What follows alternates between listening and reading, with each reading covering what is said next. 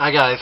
I just got through watching the Odd Thomas movie, and I've seen it before, but it's a very good movie. I've bragged about it before, and once again, the ending almost just about made me cry, brought tears to my eyes. And as I'm gonna tell you again, it is in the titles here.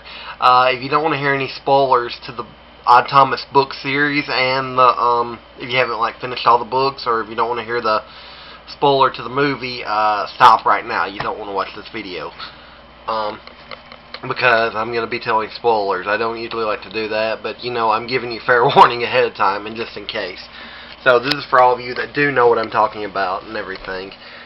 It was sad that about 3 weeks ago, I guess it was, that Anton Yelchin got killed tragically at 27 years old. And it's kind of odd that he played Odd Thomas, and Odd Thomas also, the character, died very young at the end of the book series. But the movie of he played Odd Thomas incredibly well. That's really the only thing I knew him from. I'd never really seen him in anything else. I did see him in one of the Star Trek remakes the other day when I was watching it with my dad, and he was very good, and he was good in that. He was obviously a very talented actor, and will be missed. I'm sure he could have done many other great roles and possibly sequels to Odd Thomas, as there were 7 books. But that was a very well done movie, like I've said, or like Buster said in his book review of it, that the movie was one of the best ones done of coming from a book that there is.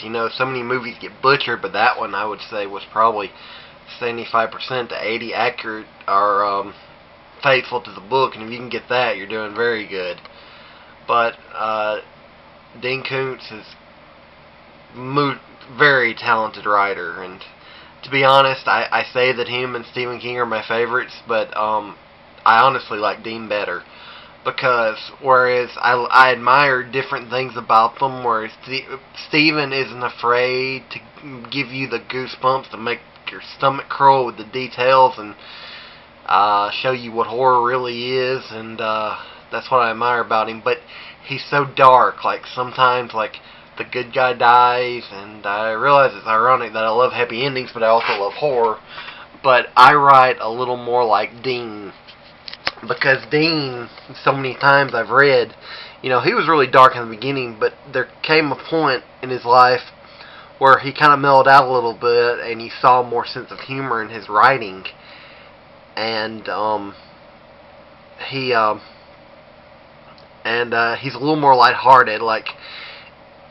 Even in his horror books, usually there's an ending that leaves you smiling.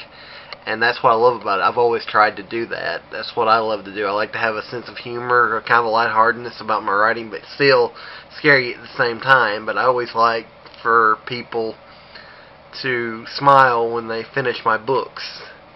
So that is where Dean is very talented. And, I remember when I first read Odd Thomas, I didn't know anything about it, And I remember that ending, the part where Stormy was actually dead, and it was like, oh no, that hurts.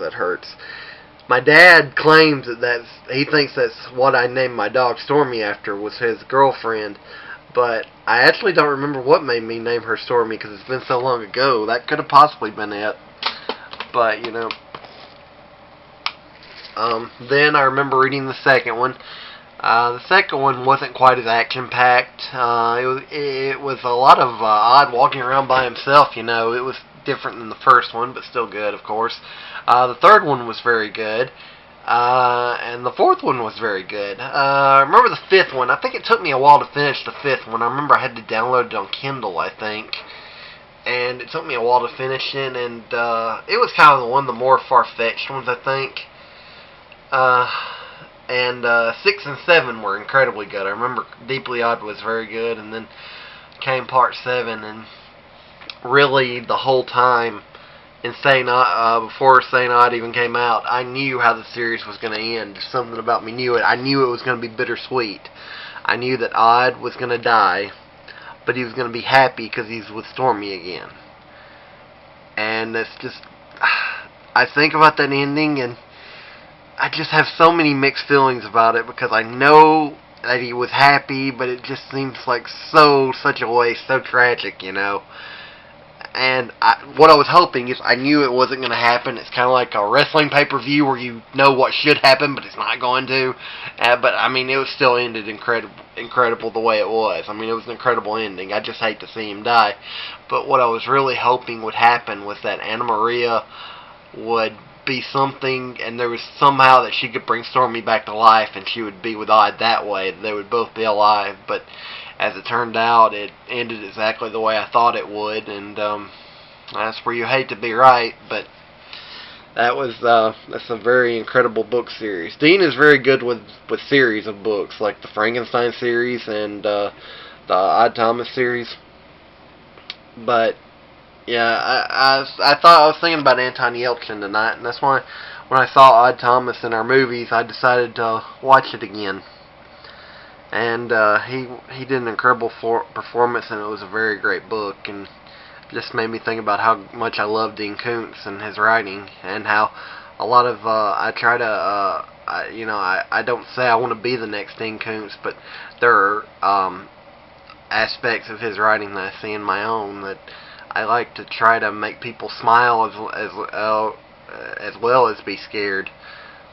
But that just kind of gave me the idea for this video that I want to talk about, and I hope I haven't spoiled it for anybody. I gave everybody warning, you know, but I'm sure there's a lot of people that love the Dean Koontz and the Odd Thomas series, and I don't know if there will be any more books on Odd Thomas. They'll certainly have to have a new actor if they do, but there was definitely some good stories. You could pick any of the next 6, I think, and have an interesting movie, you know. But I guess that'll do it for this video, and I'll try to get up some more writing news when I can, some more book reviews, some of Buster's book reviews when I can, and for right now, happy reading.